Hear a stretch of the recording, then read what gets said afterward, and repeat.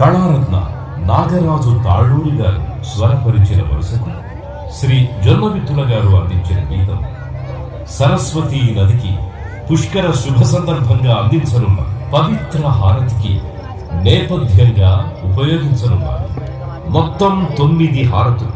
అవి ఓంకార హారతి, నాగహారతి, పంచహారతి, సూర్యహారతి, చంద్రహారతి, నందిహారతి, సింహహారతి, కుంభహారతి, నక్షత్రహారతి.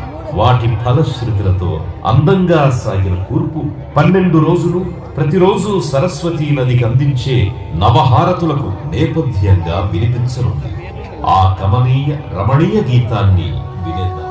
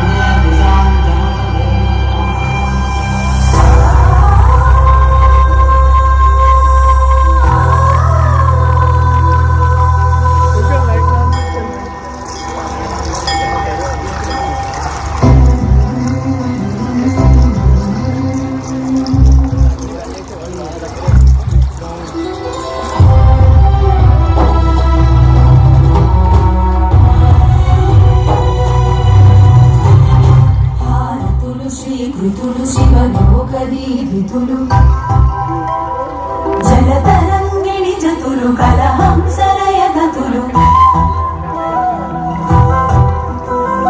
పితరులకు సద్గతులు వేపులకు సన్నుతులు తీర్థాన క్షేత్రాల దేవతల కారతులు